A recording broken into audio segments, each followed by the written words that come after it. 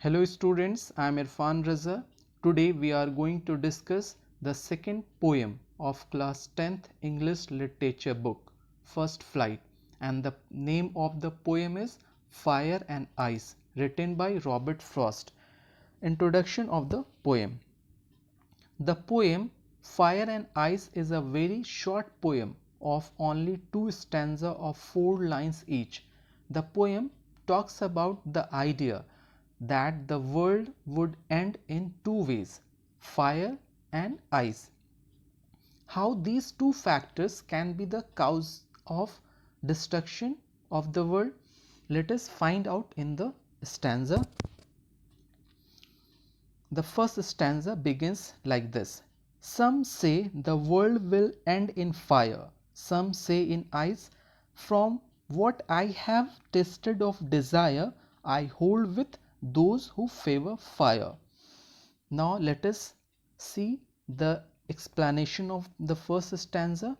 In the first stanza, the poet is expressing the thought of other people and saying that some people say that the world will end in fire, while there is a group of some other people who say that the world will end in ice. Here the fire refers to desire and ice refers to hate. And the poet says that some people have desire to get everything, and in order to get or to fulfill their desire, they are ready to fight. They wanted to fulfill their desire by hook or by crook. And in this way, this factor which could lead to destruction of the world. In the same manner, some people hate others. They have a jealous feeling for others, and because of that they fight. This could be also a reason of destruction. So in this way there could be 2 reasons of destruction of the world, which is desire or hate.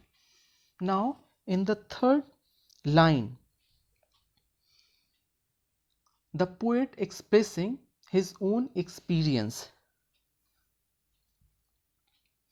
He stood with desire. He admits that the world will come to an end by fire or desire, because it is desire that compelled the people to go beyond the limits, and that becomes the cause of destruction. So in the fourth line, we find that the poet confirms that he stood with those who favor fire or desire. Now let us see the second stanza. But if it had to perish twice, I think I know enough of hate to say that for destruction ice is also great and would suffice. First of all, you see what is the meaning of perish. Perish means die, and suffice means be sufficient. Now what is the explanation? In the second stanza, the poet says that if the world has to finish twice, then ice would equally strong to end the world. It means hatred feelings and cruelty could also lead to finish or end the world. It is a hatred feeling of some people who are ready to take destructive actions, which is also great or very dangerous and sufficient to end of the world. So in this way we found that the poet expressed the feeling of 2 different group of people who favored that the world will come to an end by desire or hate. And then the poet also expressed his own experience, and he stood with both opinion and admitted that desire and hate both are destructive to finish the world. Thus this short poem comes to an end. Now we will discuss the message of the poem. The poem conveys a message that the fire of greed will destroy the world, and if it does not destroy the world, then the eyes of hate and indifference will surely finish the world. That is why the world will have to be saved from both fire and ice. For that, we all need to live peacefully. So, this was the message of the poem. Now it is time to discuss the literary devices of the poem.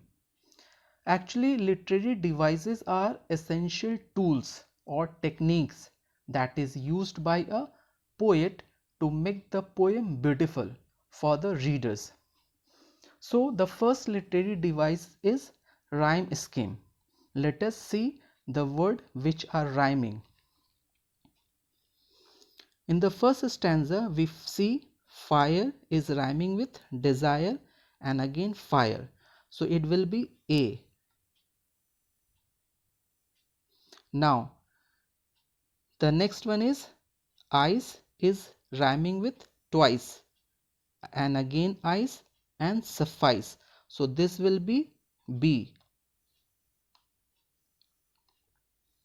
And finally hate is rhyming with great. So this will be C.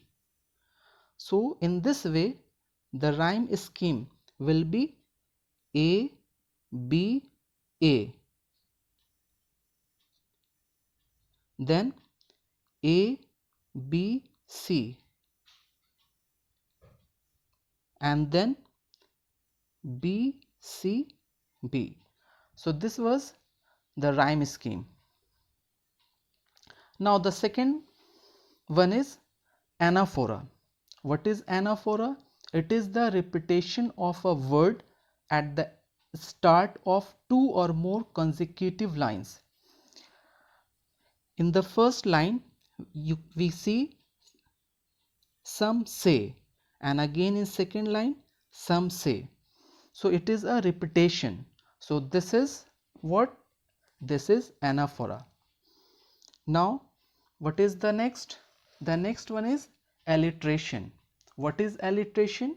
It is the repetition of consonant sound at the start of two or more closely placed word.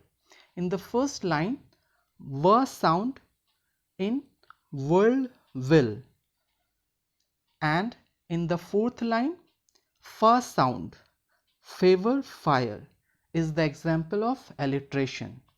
Now the next one is enjambment. What is enjambment? It is a sentence which continues in the next line without any punctuation mark.